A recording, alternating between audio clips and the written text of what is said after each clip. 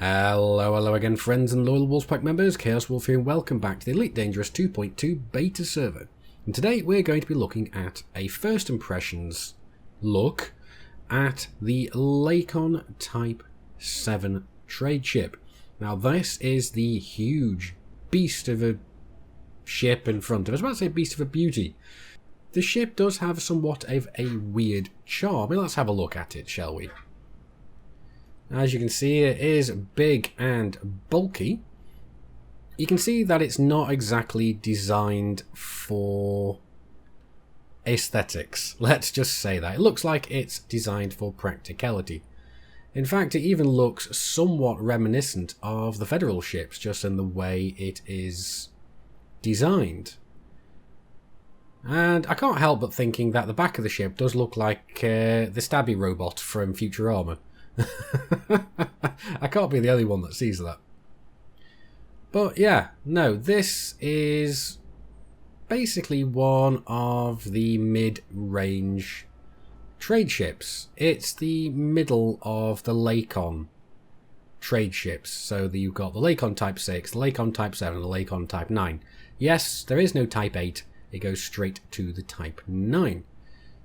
But this is the middle of the road ship, and it has actually received a bit of a buff recently. So let's go and have a look around the cockpit. First of all, we can see that it is the typical Lakon cockpit, although for some reason this one feels a little bit more open than usual. So you have a very good view around, and you can even see out and around down at the bottom, so it makes landing this ship fairly easy, because you can literally look through the floor at your landing pad. So it's very, very nice. I do like these kind of cockpits because they are just so... They just offer such a field of view. They're amazing. But anyway, let's go and have a look at the stats of the ship, shall we? So, here we go. As stock, the top speed is 181 meters per second cruising and 301 meters per second boost speed. So it's not amazing, but it's not terrible either. Maneuverability is 1 out of 10, but that's kind of what we expect for trade ships. And I don't really take this as a given, really. This is more of a flexible thing. You don't really pay attention to this. Jump range is 8.63 laden, because we do have some cargo racks here, but unladen it's just over 10 light years, just over 10 and a half. Shield is, I think that's 78 megajoules. Armor is 306. I'm not sure what exactly you would class that as. So yeah, we've also got hull mass of 420 tons and a cargo capacity of 128. So when you buy it stock, it does have a fairly sizable cargo capacity, and it is a nice little upgrade over the Type 6. So you don't even have to have the ability to go and upgrade it that much to be able to make an increase in profit. Stock, it comes with 2 pulse lasers, but these are fixed and virtually useless. Optional internals, we've got a bunch of cargo racks, a shield generator, and a planetary approach suite. So again, as the standard. And the core internals as the same as anything else. So let's go and have a look at this in the outfitting department. So here we are. Let's go and have a look at the hardpoints. Now it does have 4 hardpoints. The only downside is they are all small. We have 2 at the front, either side of the cockpit. Or the bridge, should we call it. It's more like a cockpit in this kind of size of ship. We've also got another 2 small hardpoints, one on the top and one underneath. Now these would be quite well placed for turrets, or equally well placed for mine launchers. The only issue with these ones here is that if you have mine launchers, the mine launchers would actually launch up and into your own ship. So they're completely pointlessly placed for that. I mean, you could put missiles on there or something, maybe. But missiles don't really do much against shields or whatever, and you're going to try running away anyway. So do with these what you will. I find them a little bit pointless on a trader, really, in this configuration. Next, we've got how many utility mounts? We have 4 utility mounts. We've got 2 on the top and 2 underneath. So we could use these for chaff launchers, ECMs, point defences, whatever you need. Now with the core internals, they're the same as any other ship, but we do have a class 4 reactor bay. we've got Class 5 thrusters, Class 5 frame shift, Class 4 life support, Class 3 power distributor, Class 3 sensors even, and a Class 5 fuel tanks. We've got a fuel capacity of 32 tons, so that's not too bad. Moving on to the optional internals, we have 3 Class 6, 3 Class 5s, and 2 Class 3 internals. I do believe these internals were actually buffed recently to make the ship a little bit more viable in the game that we've had currently. Because with all the new ships that are coming in with even bigger and better cargo carrying capabilities, this ship was just being left in the dust. So, I'm really curious now to see how much cargo we can actually go and fit into this thing. So what I'm going to go and do is I'm going to go and replace all of these with a cargo rack and just see what we can get out of it. Okay, so here we go. We have all of the available slots filled with nothing but the largest cargo racks we can fit in them. And what this gives us is a maximum cargo capacity of 304 tons. Now, I went and checked on Coriolis with the previous build of this ship before the patch goes live, and the maximum capacity you could have pre 2.2 is 232 tons of cargo. So with the buffs to the internal compartments, this ship has seen a buff of potential cargo carrying capability of 72 tons. So what exactly has been done to these internal compartments? Well, originally the ship had 2 Class 6s, now we have 3. It also had 2 Class 5s, we now have 3. So we've gained a Class 6 and a Class 5 compartment. We then had 2 Class 4 compartments, we don't have any Class 4s, but we do have 2 Class 3s, so it's balanced out a little bit. So we've got 2 Class 3s, 3 Class 5s, and 3 Class 6s, instead of the 2 Class 6s, 2 Class 5s, 2 Class 4s, and 2 Class 2s. So in grand total, we do have a lot more cargo carrying capability. Now, this also offers us a bit of a weird option as well, because with the Class 4 slots, the lowest shield that you can fit on this ship is actually a Class 4. So let's go and have a look, shall we? Where are we? We want shield generators. And if we go anything below that, as you can see, Class 3 shields just do not work on this ship at all. So originally we could fit a Class 4 shield generator on there, 108 megajoules of shield strength, which isn't bad. But upgrading that to a 5A shield generator ups that shield strength from 108 to 140 megajoules. Now that could be the difference between your shield staying up and going down when you're trying to run away. So that is a nice little buff for the ship. I mean, you could even run bi-weave shields and see how well that works out for you. So that's interesting, but what's going to be happening is we are going to be losing 32 tons of carrying capability, whereas before we will be losing a mere 16 tons. So it's a bit of a trade-off, really.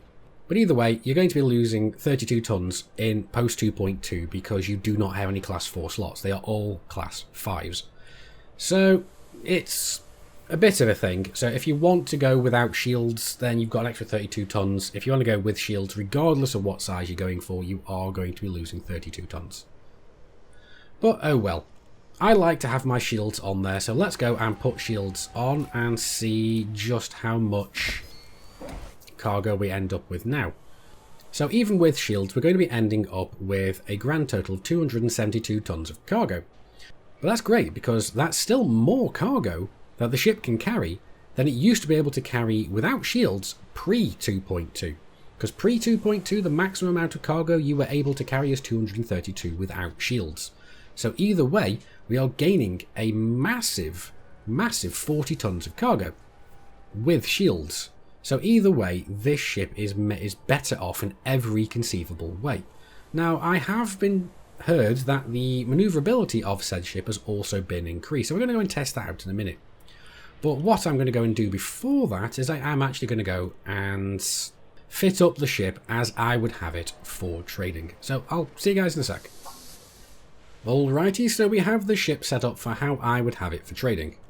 if we go and have a look at the hard points, I just wanted to show you something that I was getting at earlier. As you can see here with mine launchers, the mine launcher is facing directly up into the hull of your ship. So the mine would launch straight out of here and just hit you straight in the hull. So it's completely pointless. So I'm going to sell that one because it was just there to make a point. But we do have one on the bottom and one on the top. Now these are fairly well placed in order to go and catch ships behind you, especially if it's a large ship. Smaller ships you may struggle, so you may have to do the spinning release, like the corkscrew spin release. So yeah. Next we have the utility mounts. I've got a chaff launcher and electronic countermeasure. The reason I have electronic countermeasures is because hatchbreaker limpets are not affected by point defences. The only thing point defences actually shoot down are, I think, missiles, because I don't believe torpedoes are actually affected by these either. But some NPCs do fire a lot of torpedoes, and if your shields go down, well, they fire a lot of missiles even. And if your shields go down, you definitely want to go and shoot down as many of those missiles as humanly possible. Electronic countermeasures is to go and shoot down, well, to go and screw up the hatch breakers and the torpedoes that may be fired at you. And last but by no means least, a chaff launcher, so if you are trying to run away, just spam it as much as you can whilst you're running away and launching mines. So back from that, we can go into the core internals. Basically, I've got a 3A power plant because that's enough to run this ship in the configuration that I have it. 5D thrusters, so that we can minimise as much weight as we can to get a better jump range. We've also got the best frame shift drive, again, to maximise our jump range. Lightest life support we can get. Some of the lightest power distributor yet still being able to boost, because pre 2.2 this would allow us to boost. I don't know whether this still allows us to do so, but we'll have to go and test that out. The next is sensors, so again the lightest we can get, so just to go and up our jump range.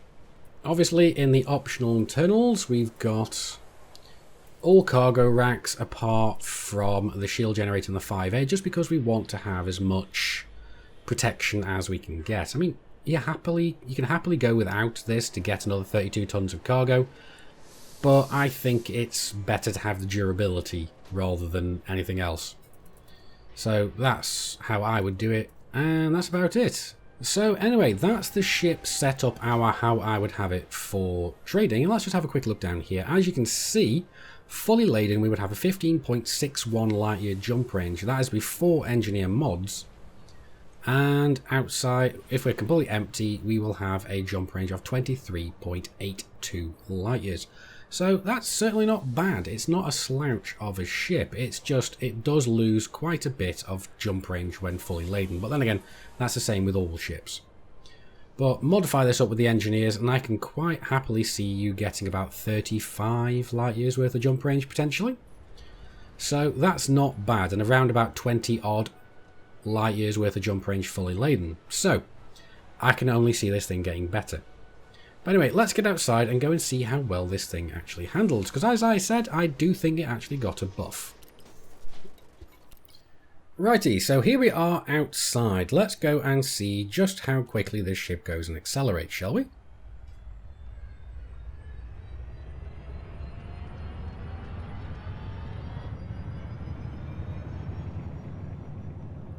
So it's not too fast and it's not too slow. We do take a little while to actually go and accelerate up to our top speed of 184 meters per second. Now let's see how quickly we go and slow down.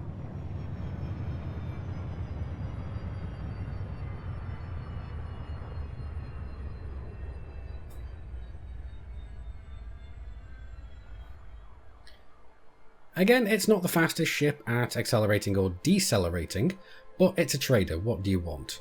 We're up to the blue sweet spot now. Let's go and see how well this ship pitches. We're looking straight at Shinrata Desra.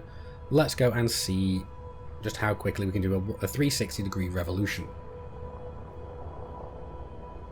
Now, the pitch on this ship is not the fastest I've seen, but it's not terrible. But again, as I said previously, we are in a trade ship, so it's not a lot I'd expect from this. But there is one thing I do remember from this ship, and I don't know if it still remains the same. And what I remember is the fact that this ship had better yaw than pitch. So let's go and see if that's still the case.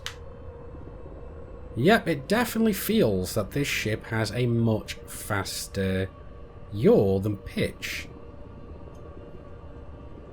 Now, I don't know why this is, because it feels like it's rather a unique thing. So that is fairly interesting. And let's just go and see how quickly we can go and do a boost 180 and run the hell away flight assist off.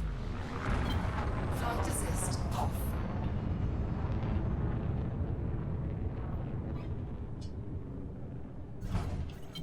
Flight assist on. So yeah, as you can see, with the power distributor that we've currently got, it takes a long time to go and actually be able to boost the opposite way. So this is not a manoeuvre that you're going to be expecting to pull off fairly often in this ship. But one thing I am somewhat curious of is how does that work with a yaw boost instead, considering that the yaw seems to be a little bit faster. So let's give that a go. Flight assist off.